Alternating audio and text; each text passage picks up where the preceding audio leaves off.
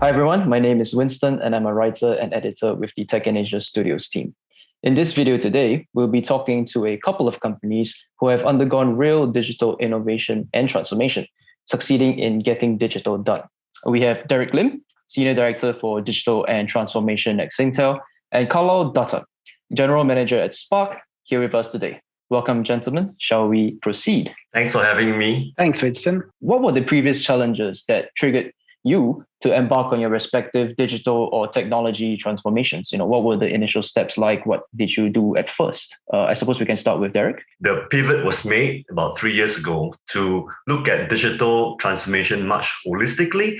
And it was also the right time because it was at a time when a lot of these new technologies, the digital technologies, AI, ML, for example, NLP, for example, were becoming mainstream. And we thought that it will be a good opportunity as a business to fundamentally look at the operating model that we are in and to leverage on these new technologies coming into mainstream to redefine the way we offer services to our customers, as well as to transit the whole business into a new cost structure to compete effectively in the market. Could you guys describe the overall process that you guys went through, and for example, what were some hurdles that you encountered that you had to overcome, or some unexpected, even new opportunities that arose as you underwent this transformation journey? The process of the transformation for digital is firstly going to be a journey, and it is a journey which everyone has to be committed to. When I led this transformation for the B2B business in Singtel, it was a process where we put in place factories through the help of our partners like the Kearney team to help us think about how do we create digital factories, look at the whole customer end-to-end journey to understand the pain points of how the customers experience our services. It's not necessarily the external customers. It could also be very well internal customers. How can we make our marketing people more intelligent in looking at using digital technologies, using AI, for example, to understand where opportunities are, where the new market segments are. And with these pain points that I identified, then we formed squads to deliver these projects and innovations in a very fast way to bring the outcomes to the market and to the business in 12 weeks, in 16 weeks, instead of months. The third part of it is that it is also a part of our capabilities and culture. The capabilities of the existing group of people, they are very good, right, in running a core business. They are familiar with their business. They're the best in doing whatever they are doing. But how do we bring these group of people, mature employees, for example, along that journey to take on more digital skill set and change their mindset away from waterfall to thinking about agile development? When we started, we looked at in the lens of systems, process, and people and mindset. Now in systems, to become digital is a large change because the technology and the backbone of the company needs to change to a release-based system, which enables people to work in nimble backlogs, which needs to change as with our agile model. And we embarked on a program called re-engineering, which re-engineered our stack so that we can put customer first, break the silos of various systems and have one view of the customer. The next part was to understand how do you derive real commercial value out of it.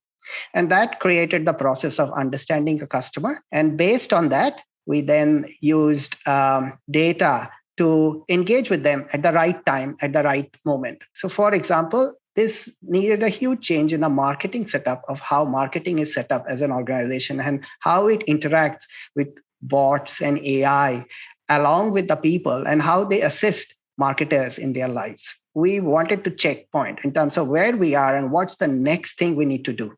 And we didn't know exactly how we are faring with the rest of the world. We then took the help of Kearney to do a benchmarking in terms of how we are doing and what do we need to do differently. And then, based on their insights, some of them were interesting. We were surprised, especially in the area of using AI in marketing as well as our data architecture, that we came out better than what we thought we were. On the other hand, we also saw the untapped opportunities in other areas where we can extend the model and deliver more value. And that helped us to create a whole set of actions and backlog, which then has informed our future planning. We are now using the help of Kearney to give us insights on how not only we tackle the market, but also using the AI and the data models and bringing data sets together so that we can be more meaningful to our SME customers and help to improve their lives and offer the right products and services as they want. Based on Kearney's experiences with many leaders embarking on different kinds of transformations in digital and technology, having this visionary target is a key thing. Did you guys have that to begin with, or did Kearney help you set that, or how was that process like? We believe in digitalization in the core, right? And because of that, we want digital to be a very integral part in the way that the business operates. So the vision was for us to make sure that we ourselves transform to become a digital enterprise. So the enterprise itself becomes enabled by all these new digital technologies. And we are also making sure that the important layer of the data is carefully and deliberately being set up to enable this entire digital transformation. A lot of our use cases were very data in nature, and looking at how can we better manage churn, how can we predict the next product to buy. And we realized very quickly that having that data governance and in processes, in policies was absolutely required. Without that, right, all your data use case will fail, right? And I think the third very critical area is working with the IT teams to set up an infrastructure, a data lake for that matter, right? For all the data across different core systems to be ingested, and then you organize the data within the data lake in a way that people can understand and can identify too. So I think the whole process of a transformation, we have things like a data mart to support the SMB. Once these data marts are being set up, we can leverage on whatever that has already been set up to support future kinds of use cases. Kallol, on your end, so was there like a digital vision at the beginning to guide the transformation, and what were the success measures as well that had a very big impact? The idea was that how do you create capabilities to enable the digital transformation, and that was layered in four areas. One was called a simple intuitive journey, so that people across Spark and our customers can really have simple intuitive journeys. Second was around deep customer insight, which is around understanding customers through data and then servicing them at the right time, at the right moment. The third part of the strategy was a smart automated network of using the advances, for example, 5G, so as to offer the digital experiences and the customer intimacy. And the fourth one was mindset change, which is through our growth mindset, so that it enables the other strategies. And that sort of was the key driver for the transformation of Spark, or digital transformation of Spark. In the deep customer insight, which I am very keenly involved, is the data transformation behind it. What we found is that over time, the constraining capability was our infrastructure itself, because the data was exponentially growing. And for that to be managed, we had to go to cloud. So we embarked on a cloud journey. Now, in that cloud journey, one thing which really comes out is how do you manage the security and the privacy of the customers? And for that, we did an assessment some time back onto lead out on privacy, as well as using data and analytics to service our customers. And that led to us creating a framework, which Kearney helped us to build in terms of creating a privacy management framework. And then we have explored it and are developing in a way so that ultimately the idea is we create responsible AI. Okay, I'm going to move a little bit now from talking about the technical side of things, or like the technical transformations, into moving more to culture. So starting from Derek, how did your company company encourage this digital and innovative culture shift internally? The active steps that we took was to obviously do a lot of employee kind of training. We identify the right kind of skill sets, the new kind of skill sets that our employees need to be trained in. And we provide, after training, the important thing is that you need to provide avenues for them to put their skill set to practice. And that is where that approach, right, with the factory kind of setup, with the squads kind of setup, become very useful, because these people who are involved in the training effectively become a member of a squad, and they can actively practice what they have learned. We are also very pragmatic, right? We, as a company, we know what is the theory part of agile, but it does not mean that we keep on insisting that people must go to the purest form of agile. Different businesses are in somewhat different kind of circumstances, and their level of receptiveness of agile and the new way of working are somewhat different, right? So to the teams which are a bit more open, we can go a bit more aggressive.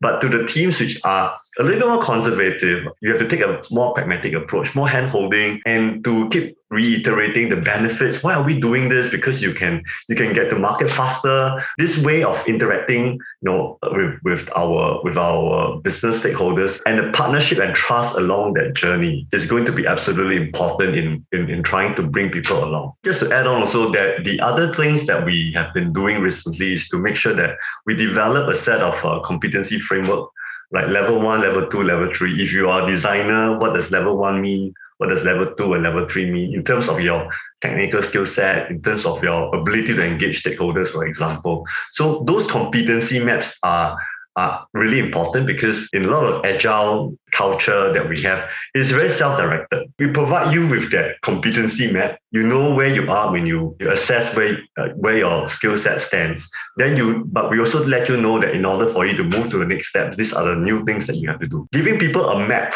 is going to be critical. We were probably the second company in the whole world to go completely agile. So we went on an all-in strategy. That was very interesting, because it created a sort of transformative impetus to digital transformation also, because the agile and the ways of working does help in creating the backbone of digital transformation, which is working on a rhythm so that we can change.